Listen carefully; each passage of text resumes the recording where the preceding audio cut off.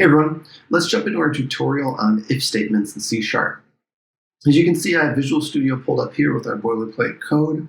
I'm going to write a couple comments, so let's create some space. Just do a quick if statement definition. An if statement is a way that you can run specific instructions in your program based on a certain condition. So an if statement will check a condition before running specific code. So this is good if you want to do something like matching a username to a specific username. So let's say you log into a specific account and you want to make sure that your user is Pete. So you'll need to check, is user Pete, or if username equals Pete before doing some specific action. Otherwise, how are you going to know whose account information to show to who, right? So what an if statement looks like looks like this. And this is an empty if statement. So it starts off with the if keyword. And in between these two parentheses, and I'm going to start a comment here. This is a different way to write a comment than you're used to seeing. This way, it just uses a specific part of the line versus the entire line. So if this is where we put our condition, and in between these two curly braces is where we put our code to execute, or the instructions. And so if this condition evaluates to true, then this code will run. If this condition does not evaluate to true, we will not run this code. So for an example, I'm going to create a variable and we will call it example variable, and I'll assign it to true. So I'm going to pass example variable into our condition part of the if statement. And I'll say, if example variable is equivalent to true, then we will run this code. If this is not true, we will not run this code. So I'm going to create another console write line. Sorry, let me get rid of that. I'll create another console write line, and we will say in this, checking example variable. And actually, we said we'd use that console write line later, but we didn't. And over here, we will do another console write line. And we'll say example is true. And so we've already set this to true. So we know that this will evaluate to true. And we will run this code. So just to confirm it, let's run it.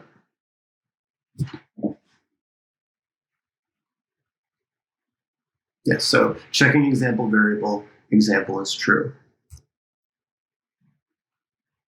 So now, what if we want to run some code if this is true, but then we also want to run some code if this evaluates to false? So how we do that is we use an else, right? So an else statement, or the else block, and we will define this up here, else block. We'll say the else block is part of an if statement. This part of the statement gets run when the if portion evaluates to false. So if this evaluates to false, then we'll run our else code.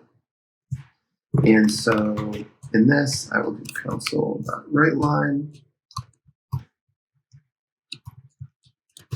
And we'll say example is false. So let's run it again really quickly. And we see that example is true because we've never switched it to false. So example still evaluates to true. So we're checking here, and we're still hitting this. So now let's switch it to false, and let's see what happens. We should see example is false. Cool, checking example variable, example is false. So now you see that because example variable is equal to false, we check, is this equal to true? It is not. This is not true, so we don't execute this code. Instead, we execute this code. There's one last piece to this, and it's the else if. And the else if is another condition that runs if it is true,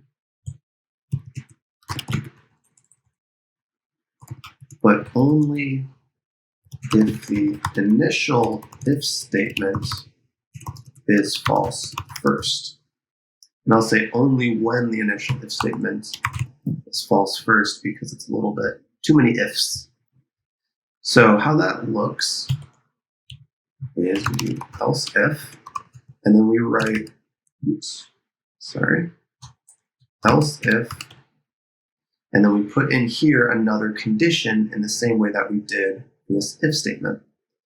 And we will say for this, we'll create another Boolean. We'll call this second example. We'll set it to true.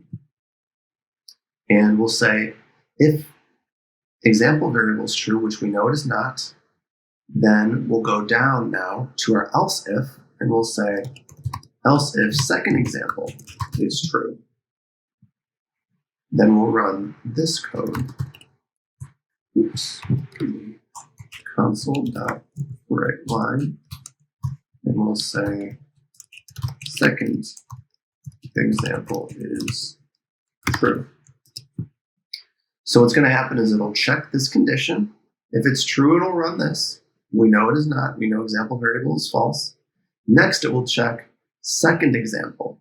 If that is true, then we'll write second example is true. If neither one of these are true, we'll run the else statement logic. So let's run it. Second example is true. Cool. So that makes sense. And now obviously, if we switch the second example to be false, when we close this terminal, when we run it, example is false. So we got the code from our else statement. Cool. So this is the basic structure and the meaning behind if, and else statements.